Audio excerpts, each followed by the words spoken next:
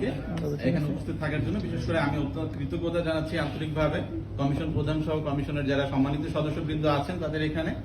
এবং আমি মনে করি আমি প্রথমে বলেছি আমি একজন আইনজীবী, বাংলাদেশ সুপ্রিম কোর্টে আমি আছি এবং আমি দীর্ঘদিন যাবৎ এই আউটসোর্সিং এবং দপ্তরি কাম প্রহরী সহ যারা আছে এই আন্ডার প্রিভিলেজ যারা তাদেরকে নিয়ে কাজ করে যাচ্ছি।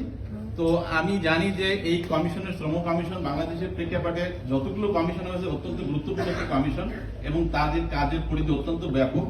আজকে যে সমাবেশটা হয়েছে এবং আজকে যারা সমবেত হয়েছে মাননীয় কমিশনের সামনে, দে আর দ্য বেসিক পয়েন্ট এবং তারা এমন একটা অংশের প্রতিনিধিত্ব করছেন যে আমি ব্যক্তিগতভাবে মনে করি যে কমিশনের 80% যে কাজের যে ফোকাসের জায়গাটাই আপনারা জানেন যে সারা দেশে সরকারি প্রাথমিক বিদ্যালয়ে 37,000-এর বেশি পরিবার দপ্তরি কাম প্রহরী হিসাবে কর্মরত আছে, যাদের কোনো কর্মঘণ্টা বলে কিছু নাই।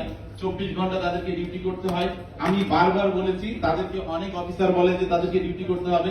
আমি নিজে রিকোয়েস্ট করেছি আপনারা একটা পরিপত্র দেন, পেপারস দেন, কোথায় লেখা আছে কোন কাগজ তাকে 24 ঘন্টা ডিউটি তারা বলতে পারে না। তারা বলে না তোমরা যেহেতু চাকরি করে এখানে সকালে আসতে হবে, রাতে ডিউটি করতে হবে।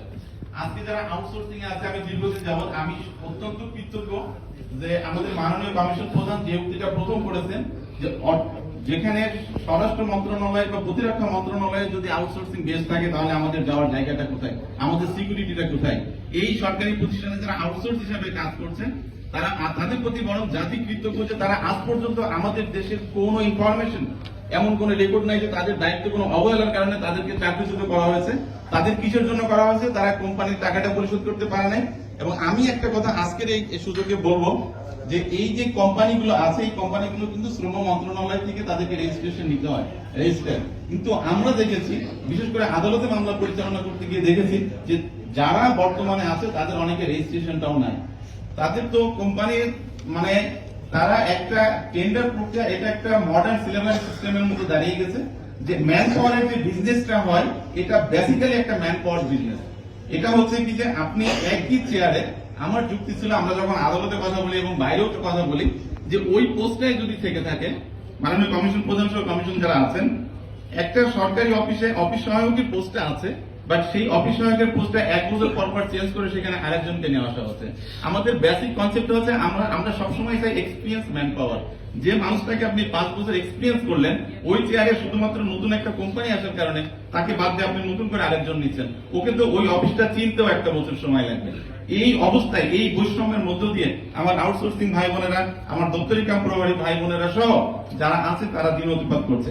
আমি অত্যন্ত আনন্দিত এবং অত্যন্ত আশাবাদী যে আমাদের কমিশন প্রধান ইতিমধ্যে বলেছেন যে অনেকগুলো বিষয় তাদের জানার ছিল না।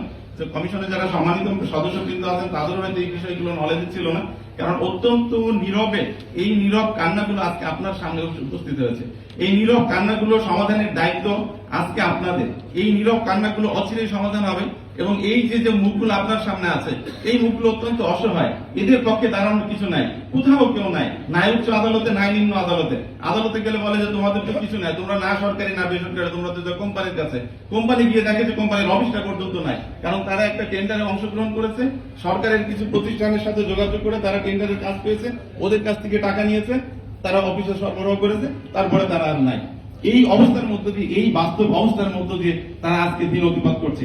আমি আশা করব যে এই অবহেলিত মানুষের অধিকার রক্ষায়, এই নির্যাতিত মানুষের অধিকার রক্ষায় যে নির্যাতনমূলক আইনটা আছে 18 সালের আইনটা যে সেফগার্ড করা হয়েছে, এই সেফগার্ডটা শুধুমাত্র কিছু অসাধু মানুষের, শুধুমাত্র কিছু অসাধু লোকের যারা মানুষের রক্ত চোষা, আমি বলবো যারা মানুষের শ্রম থাকে, যারা মানুষকে নিয়ে বিজনেস করছে তাদের জন্য সেটা বাতিল করে এদের জন্য সময়োপযোগী, যুগোপযোগী এবং স্থায়ী কর্মসংস্থানে স্থায়ী চাকরির সুযোগটা করার সুপারিশটা করবেন এই আশাবাদ আমি ব্যক্ত করছি। ধন্যবাদ সবাইকে আমাকে সুযোগ দেওয়ার জন্য।